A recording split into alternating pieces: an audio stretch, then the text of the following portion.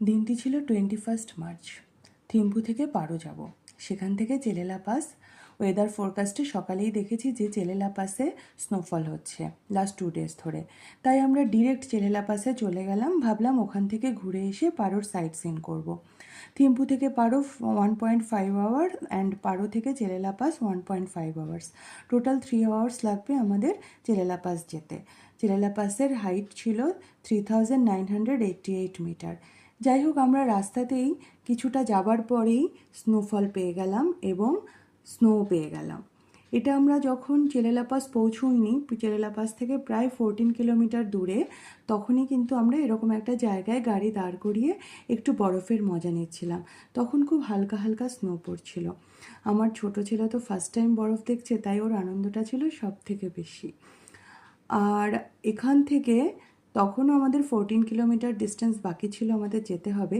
তাই আমরা বেশিক্ষণ এখানে আর ওয়েট না করে আমরা আবার গাড়িতে উঠে পড়লাম এবং ধীরে ধীরে আমরা চেলেলা পাসের দিকে এগোতে শুরু করলাম। কিন্তু আরও 4 কিলোমিটার যাবার পরেই হেভি স্নোফল শুরু হয়ে গেল। তখন আমাদের ড্রাইভার বলল যে একবার রিস্ক হয়ে যাবে যদি আমরা চেলেলা পাস অবধি পৌঁছোই। তখনও 10 কিলোমিটার বাকি ছিল আমরা চেলেলা পাস পৌঁছোতে। তাই ড্রাইভার বলল আপনারা এখানেই একটু এনজয় করুন আইসের সঙ্গে, কারণ এর থেকে বেশি আর যাওয়াটা মনে হচ্ছে ঠিক হবে না। আর আমরা যখন এখানে দাঁড়িয়ে গেলাম, এখানেই বরফ নিয়ে মজা করতে শুরু করলাম, বরফ নিয়ে খেলতে শুরু করলাম, তখন আমাদের পেছনে যতগুলো গাড়ি ছিল তারাও কেউ আর এগোতে সাহস করলো না।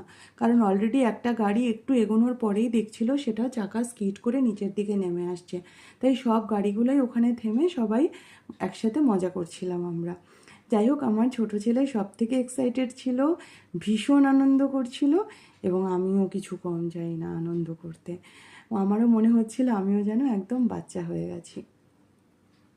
বাট ওখানে স্নোফলটা এতটাই ধীরে ধীরে বেড়ে যাচ্ছিল যে আমাদের ড্রাইভার বলছিল আর বেশিক্ষণ এখানে ওয়েট করলে কিন্তু আমাদের রিটার্ন করতে প্রবলেম হবে। তাই আমরা ধীরে ধীরে এগোতে থাকি। আর আমরাও কোনো রকম রিস্ক নিতে রাজি নই, তাই আমরা গাড়িতে উঠে পড়লাম। কিন্তু আমার ছোট ছেলে, তার তো কান্নাকাটি শুরু হয়ে গেল। সে কিছুতেই যাবে না, সে আরও কিছুক্ষণ বরফে খেলবে। তাই আমরা আরও কিছুটা রাস্তা নিচের দিকে নেমে গেলাম এবং যেখানে গিয়ে ড্রাইভার মনে করলো যে এবার আমরা একটু সেফ আছি, সেই জায়গাটায় গিয়ে আমরা আবার স্টপ করলাম এবং সেখানে আমরা আবার স্নো নিয়ে খেলতে শুরু করলাম। তো চেলেলা পাস অবধি আমরা পৌঁছতে পারলাম না ঠিকই, কিন্তু আমরা কিন্তু অনেক মজা করেছি স্নোফলে। আর ওখানে গেলেও সেমই দেখতাম, হয়তো আরও বেশি বরফটা পেতাম, বাট এটাও কম কিছু না।